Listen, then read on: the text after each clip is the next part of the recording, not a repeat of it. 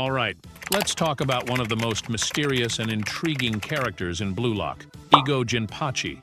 We know him as the mastermind behind the ruthless Blue Lock project, the architect of dreams and nightmares for 300 young strikers, the man with a god complex who's determined to create the ultimate striker.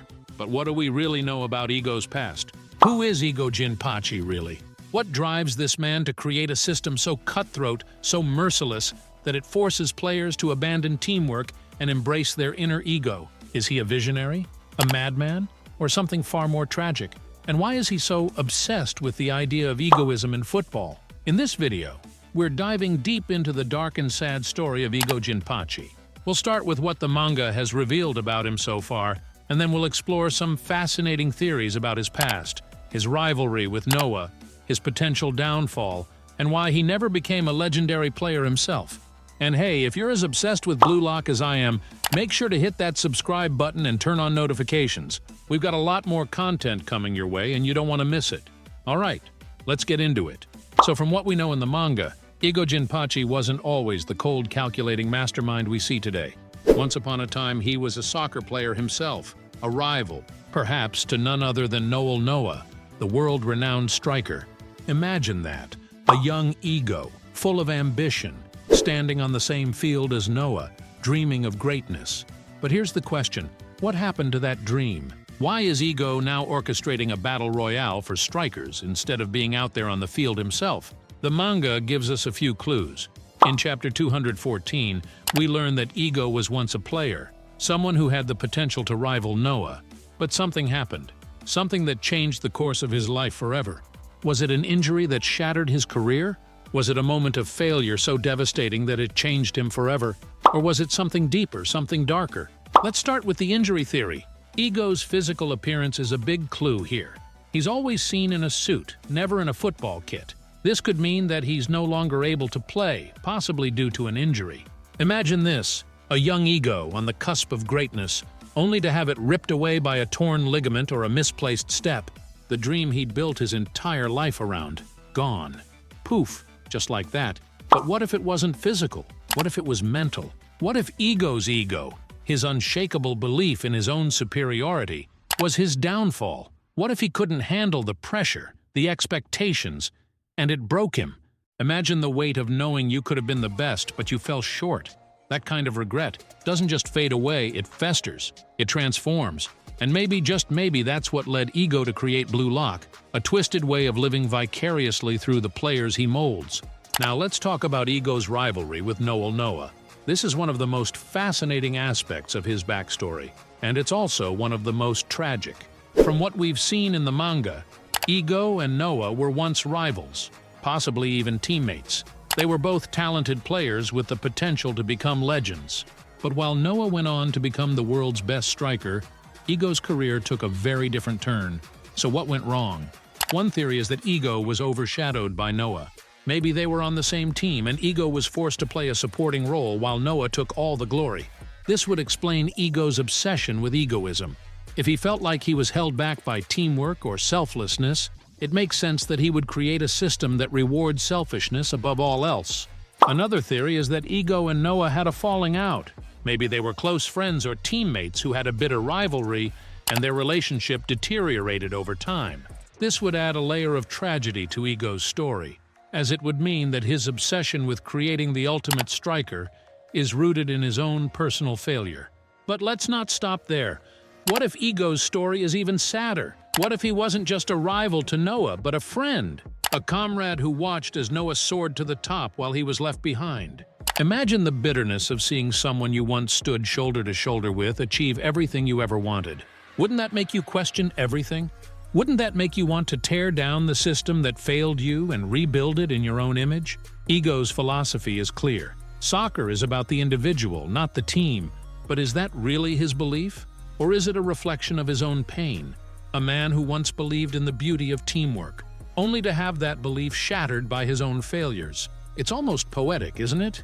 The man who preaches ego might be the one most trapped by his own. One of the most popular theories about EGO's downfall is that he suffered a career-ending injury.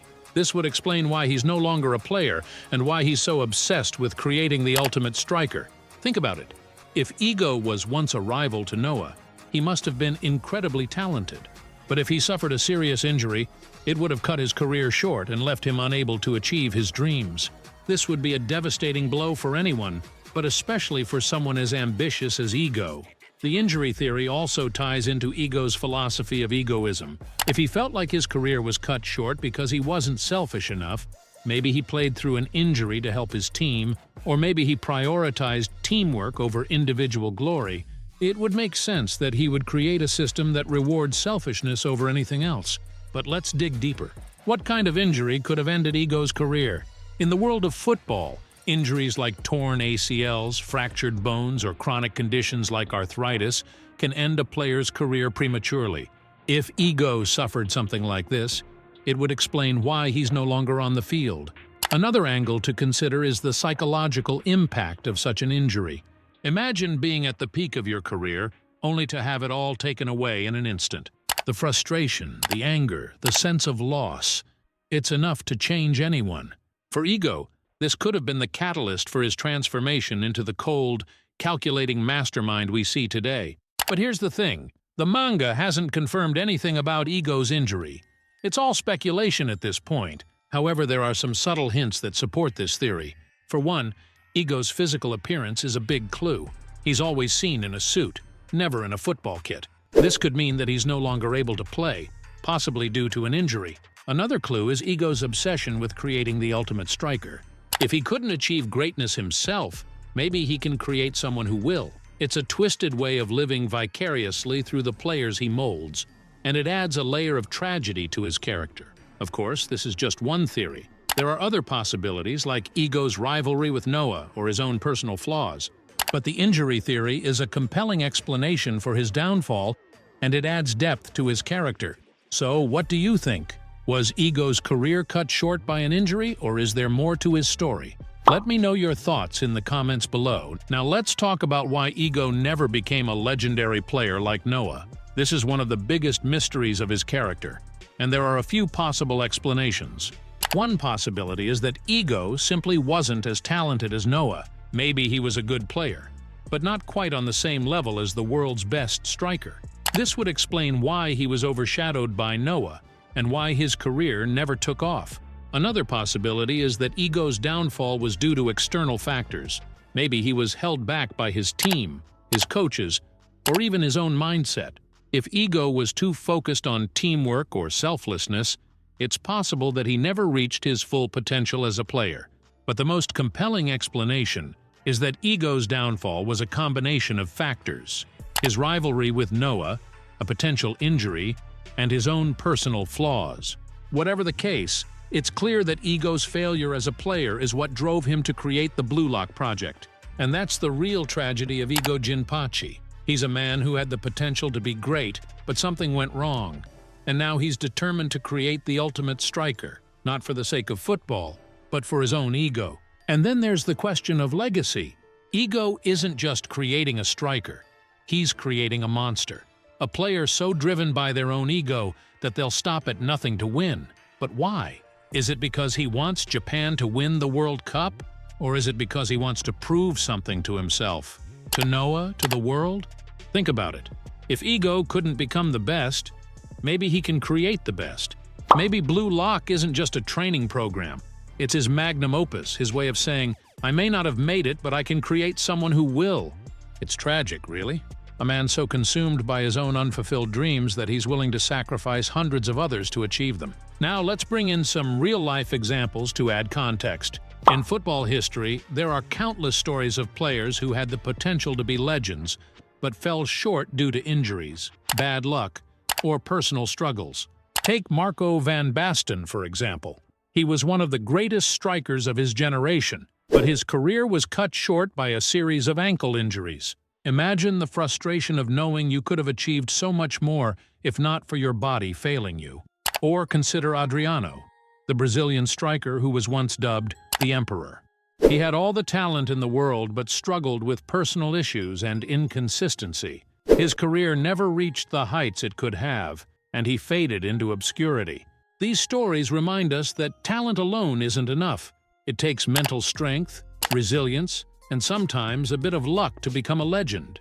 Ego's story feels like a blend of these real-life tragedies. He had the talent, the ambition, and the drive, but something went wrong. Whether it was an injury, a rivalry, or his own ego, Ego's downfall is a cautionary tale about the fine line between greatness and obscurity. So, what do you think? Is Ego Jinpachi a tragic figure, or is he just a man with a god complex? Let me know your thoughts in the comments below. And if you enjoyed this video, don't forget to like, subscribe, and hit that notification bell for more Blue Lock content. Thanks for watching, and I'll see you in the next video. Have a good day. Bye-bye.